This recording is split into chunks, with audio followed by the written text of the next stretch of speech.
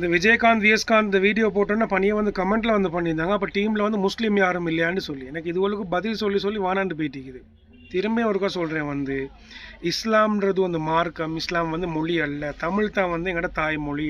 இப்போ என் பேர் முகமது சிராஸாக இருந்தாலும் அப்துல்லாவாக இருந்தாலும் என்னவாக இருந்தாலும் நானும் ஒரு தமிழன் தான். என்னென்ன தாய்மொழி வந்து தமிழ். அதே மாதிரி இன்னும் சில பேர் வந்து எங்கே சரி போக்கோல இல்லாட்டி எங்கே சரி கண்டா வந்து கேட்குறேன் வந்து நீங்கள் தமிழா முஸ்லீமான்னு சொல்லுது. என்ன கேள்வி வந்து இந்துவா முஸ்லீமான்னு கேட்டால் வந்து அதில் ஒரு நியாயம் உண்டு. தமிழா முஸ்லீமாண்டா தமிழ்ன்றது வந்து ஒரு மொழி. அதே மாதிரி வந்து ஹிந்து, இப்போ ஹிந்துலேருந்து தான் வந்து இருக்கிறாங்க. கிருஷ்ணரை வணங்குறாக்கள் இருக்கிறாங்க, ராமரை வணங்குறாக்கள் வந்து இருக்கிறாங்க, முருகனை வணங்குறாக்கள் வந்து இருக்கிறாங்க, அப்போ அப்படி சிவனை வணங்குறாக்கள் இருக்கிறாங்க. அதே மாதிரி நாங்கள் வந்து முஸ்லீம் வந்து நாங்கள் வந்து அல்லாஹ் வந்து வணங்குறோம். அப்போ வந்து மதம் வந்து வேறுபடுது, ஒளிய வந்து மொழி வந்து வேறுபடலை. தமிழால் ஒன்றுபடுவோம், தமிழால் ஒன்றுபடுங்க. இந்த மாதிரி வேணும்னா அவங்களுக்கு உதாரணத்துக்கு வந்து மலையகத்துக்கு வந்து பாருங்கள். மலையகத்தில் நாங்கள் எல்லாம் வந்து எவ்வளோ வந்து ஒத்துமையாக வந்து இருக்கிறோம்னு சொல்லி ஹேட்டான் டவுனுக்கு வந்து பாருங்கள், தலைவலைக்கு வந்து பாருங்கள், இப்போ வந்து தலா மஸ்கிலின் ஊரில் எல்லா இடத்துக்கும் வந்து பாருங்கள். கிட்டத்தில் நான் வந்து கிழக்கு மாநிலத்துக்கு வந்து ஒரு பயணம் ஒன்று வந்து போயிட்டு இருந்தேன். போனால் வந்து அங்கே பார்த்தோன்னா வந்து ஆச்சரியம்.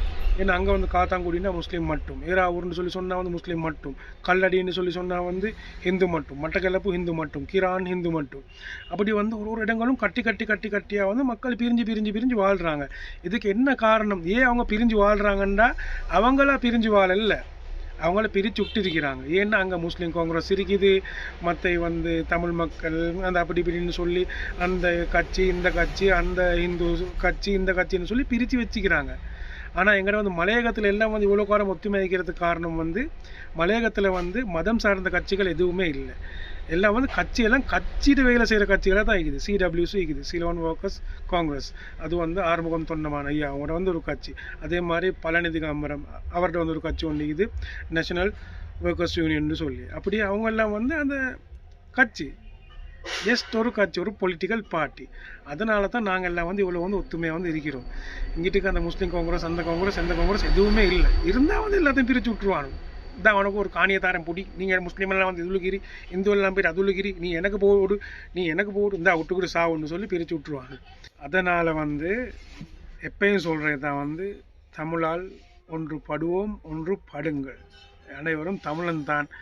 அதனால் இந்த கேள்வியெல்லாம் இது பூரா வந்து கேட்காம எல்லோரும் வந்து ஒரு தெளிவான ஒரு மைண்ட் செட்டோடு வந்து வாழுங்க. அடுத்த ஜெனரேஷனை சரி வந்து ஒரு ஒழுங்கான குவாலிட்டியான ஜெனரேஷனை வந்து கொண்டாடணும்.